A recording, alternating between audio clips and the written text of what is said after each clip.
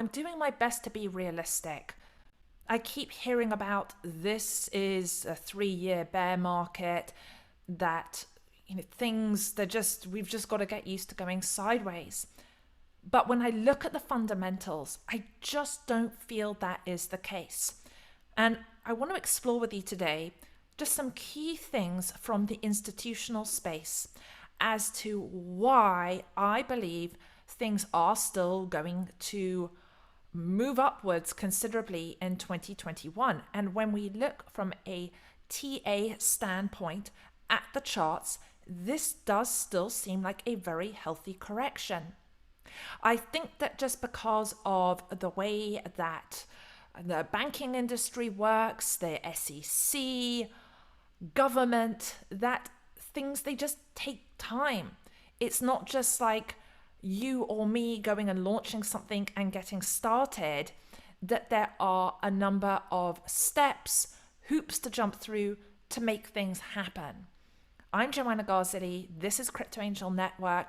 Thank you for subscribing to the channel, lighting up the bell so that you get my notifications. Why? Because you are focused on expanding your awareness of all things crypto. That include blockchain, DeFi, fintech, anything digital. And I am going to go ahead and share my screen right now so that we can take a look at this very, very positive news. I think that things are super exciting. And I'll tell you what's been going on in my head is, I wish that I had more Ethereum right now, more Bitcoin, more funds just to play with to go and get into some of these projects right now that are massively discounted. And I already have a sizable amount in there, so I have to just DCA in, dollar cost average in slowly. I feel very, very, very positive with things. So let's just go and look at the bigger level before we get into some of the specifics to be able to get our minds working at a next level. All right, so the global crypto market today is 1.44 trillion. Something that I was just thinking about last night as I have been going through my studies with Ivan on tech are that my understanding is the liquidity that we have, the United States liquidity is around 3 trillion for the entire United States. And so just if you look here at thinking of it just in relation to that, into those terms, it really shows that crypto is not just some shooting star, that it's been and gone, that the people at the all-time highs that bought at the top are stuffed. No. For those who bought at the top, I believe, not investment advice, that it just is an opportunity to practice patience, and that those will be rewarded who practice patience. We can see right now that we're going sideways here with Bitcoin at 33,967 and Ethereum at 2,300. Some of the things that I've done a number of videos on US dollar tether, which right now has a market cap of 62 billion. And as I have been studying how the central banks work, and the commercial banks and the relationships of the commercial banks with the central banks, and that I was very troubled that US dollar tether can only account for, what was it? I think I'd have to look at the exact numbers again. Was it between 3? They were saying that they had a 3% liquidity. Maybe it was 6% maximum. But I did not realize, I only just learned that commercial banks only need to have a 1% liquidity in their cash reserves. That's, I think, if they're under 12 million. For over, I think it's just over 125 million, you have to have 10%. But sometimes it seems that if there is an emergency, if there is some type of crisis, then the central bank says, don't worry, we've got you covered. You don't need to be accountable here. We'll just print some more money and it's fine. Now, when I look at US dollar tether, and that a lot of what they have are paper notes and very little liquidity, that there still hasn't been a full audit. But my concerns around, well, is US dollar tether just going to go under? Because for a number of trading pairs, I mean, it does create a large amount of liquidity. When you think of the percentages, number 3 in terms of its market share. And so I am wondering that if at a certain point, like, they're just not going to let US dollar tether go under, that there has to be something will evolve there with that. I'm just thinking about Ray Dalio, who talked about possibilities versus probabilities. And the question that arose for me was, what is the possibility that US dollar tether is going to totally tank, and then it's going to create a massive crash with crypto at large? And then I asked myself the question, what is the chance that, the probability rather, that US dollar tether is, I mean, they're going to be made an example of, and everything's going to fall apart? And the conclusion that I come to at this point is that yes, there is a possibility that there will be some other type of stable coin, some type of either peg, and we know that there are a number of other pegs out there. But the probability, when I looked at the probability of US dollar tether being removed and a crash happening at large, I do not think that is going to happen at this point in time. That may change in a week, it may change in a month. It depends what I find. And I'm going to show you why in a moment I think that is the case, besides what I just said about the central banks there. And so I also thought, well, how then do the founders of Bitfinex, how can they just go and, like, how is it okay? Who gives them the permission to just go and print US dollar tether? Which then goes back to, how did, in 1913, how did the Federal Reserve just decide, hey, we're going to have a meeting and we're in charge of banking here for the United States? Oh, of course, there's many books on that, but these are the questions that I'm asking myself, because I feel that we are as we look to the past, we get to see of what is likely, what is possible that's going to happen in the future. Now, another reason why I think that things are not going to collapse overall, yes, we have volatility now, but as more and more institutions come to the space and more of, we go from speculation to realization of digital finance. And we're going to talk with you another time about e-money and what that means in terms of competition with other currencies and what that looks like. But as I think about that and I look at the institutions, I go, there's no way everything's going to crash. The cryptocurrency market, I believe, is shifting from being very speculative and something that should only, typically in the past would have only been done by people who had privileges to do things on the stock market, to it's here to stay. We are just still in the nascent phases. If we just look right today at CoinGecko and we just do an overview, it says that there are 8,377 coins. I think maybe about a month ago there were around 10,000. And so perhaps some of those got wiped out from these 3 recent crashes. We got 478 exchanges. And right now here, the market cap, what is this? Yeah, the 1.488 trillion. So, and Bitcoin has a dominance of 42.8%, and Ethereum has an 18.2 dominance, and Ethereum gas is 34 GWEI. Okay, now let's just go through these next pieces of information. Stick with me. So when we look at things where things are zoomed out here, and I'm just going with Ethereum here instead of Bitcoin because I like to look at how Ethereum is the underpinning of the entire crypto space, and that the more I look at this, I just feel that I hear a number of people talking about the flippening, where Ethereum will flip Bitcoin. I do believe it's not if, it's just a matter of when. How many years? In the next couple of years? I don't know about that. I think as we shift to mass adoption, as we transfer and we bridge from Web 2 to Web 3, it's not like we're just going to be Web 2 and then Web 2 is going to disappear and we go Web 3. There will be a transfer, a transition.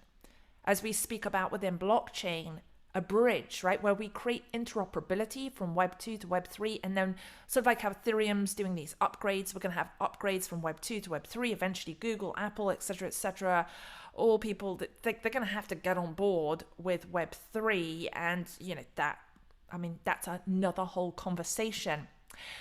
But when we look here at the triple halving that's coming for Ethereum, are we going to see a massive pump in July? Maybe not. It's just going to take time for people to catch up. Some people are still, remember the fear index was so crazy off the charts. I think people still have PTSD from these crashes, from getting wiped out, from being euphoric of their tokens, their portfolios being up and as retail traders, and then things crashing. For institutions, they're just used to it. It's another walk in the park for them. It's to be expected. But to me here, when I look at this daily, this is consolidation that's happening. This is just a period of consolidation. And so I'm wondering if things are going to start to really pump again. Suddenly, there's just like a slight delay, and then August, things really start to begin to pump again. Something's going to happen. Things are happening. It's just how quickly that confidence builds. And then this leads me here to... let's just take a look a moment from the institutional investor standpoint, and just remembering that I did another video recently that you can see, which was talking about the US legislation and different laws that are in the works of being passed so that we can have innovation within blockchain, within going digital for our global markets. And here, Goldman Sachs talks about the rise of retail investors and what it means for active management. And I just want to show you one thing a couple of things from this. Retail trading activity has doubled since 2016, now accounting for about 20% of average daily trading. Things like Robinhood were not around before. You had to have a certain amount to get an account on E-Trade or on Ameritrade or Fidelity. We had, a lot of time, brokers are being cut out of the process unless they're just some people, they just don't want to have to manage their portfolio. But it is normal now to just off of your phone, right, to be able to do your own trades and to do it without fees as well, and that you can do fractional trading. So one of the things here that Goldman Sachs was pointing out here, let's just go to this. While the recent shifts in the makeup of market participants presents opportunities for potential alpha generation, we are also very focused on the risk management implications of these shifting dynamics. Our approach seeks to capture both the stock-specific idiosyncratic risk as well as how these meme stock events manifest themselves through our factors. And we focus primarily on the expression of excessive optimism, given that retail investors tend to be more limited in their ability to express negative views on a stock due to the costs of short selling. We also evaluate market-based metrics, including the outstanding short interest, which is a measure of how many investors, primarily institutional, hold a short position in a name. Stocks with high short interest or a high rate of lending utilization may be more susceptible to experience a short squeeze.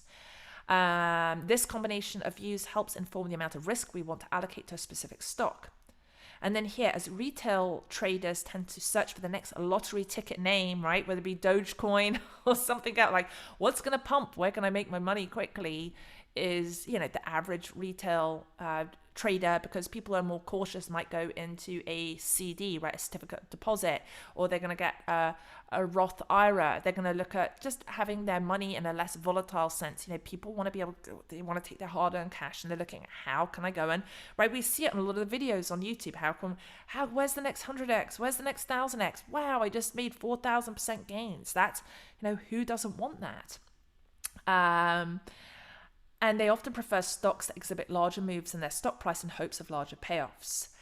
Overall, our process, right, Goldman Sachs process, seeks to balance how we capitalize on the potential opportunities that increased retail trading activity presents and also remain vigilant risk management practitioners. Moving on, let's go to JP Morgan.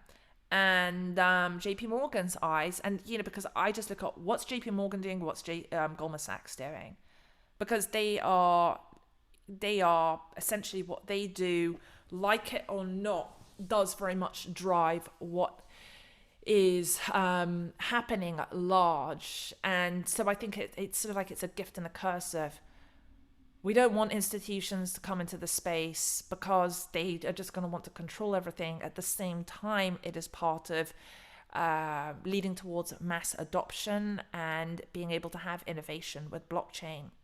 It's tough. It's sort of like I think of it like, I'd really like a certain recording artist, and they hadn't gone big. It was just like that energy, that vibe, that magic to it.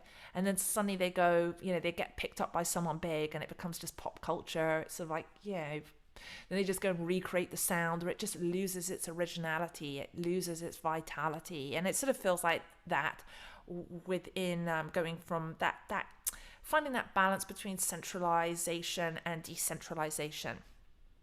The investment bank has its eyes on Ethereum 2.0 and what it means for the crypto industry. I mean, what does it mean? It's going to be great for the crypto industry at large. Anything that you're hodling overall of those, especially those top 20 cryptos. Let's just hop back over here a second. Look at the top 20. Bitcoin, Ethereum. Let's forget Tether. That doesn't really count.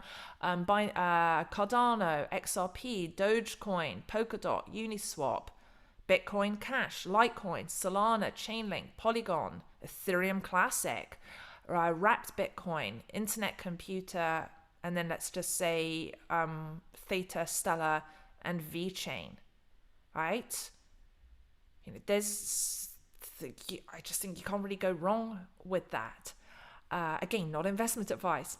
Investment banking giant JP Morgan used to be anti-crypto. Now it's putting out reports about proof of stake and Ethereum eyeing growth in the staking business to reach 40 billion by 2025.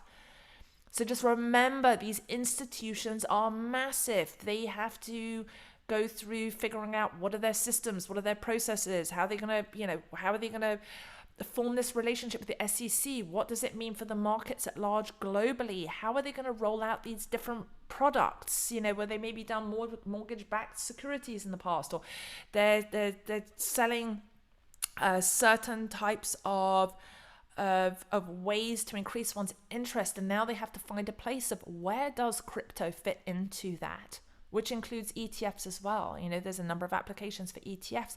What's that going to look like? How, where at the moment they are just onboarding, this is only really going to be available for their uber rich wealth clients, not for your average person, say with like JP Morgan, Chase Bank and something, having those products available. Power of staking. So let me just go down to this. The New York-based New York City-based banks sent a report that cryptocurrency staking overall makes the crypto ecosystem more attractive as an asset class. This is because staking could be a major source of revenue for retail and institutional investors, the bank said. They see the opportunity now. They know crypto is not going away. And let's see, I want to go down to this quote. Let me just find this, bear with me. Here we go. Where was it? There was a specific quote. I think that's in the next article. Let me just hop over to that, bear with me. A primer, and JP Morgan said it's a new report, a primer on staking, the fast-growing opportunity for cryptocurrency intermediaries and their clients. The proof of stake will become more attractive when the Ethereum upgrade is completed. And right, that's in the works. When's that going to be done? We don't know exactly, 2022, maybe 2023 at the latest, but it's happening. Here we go. This is what I wanted to, the other point I wanted to share with you. In what can only be considered the largest flip-flops of opinion by any financial institution this decade, JP Morgan has walked back their harsh criticism of Bitcoin, is now launching a new Bitcoin investment product. With over 3.2 trillion in assets under management as of 2020, JP Morgan is one of the largest investment banks in the world. In 2017, JP Morgan CEO Jamie Dimon made headlines tagging Bitcoin as a fraud, a terrible store of value, and even went on to say, call it worse than tulip bulbs, and that he would fire any JP Morgan trader caught trading Bitcoin. And this was met with harsh criticism.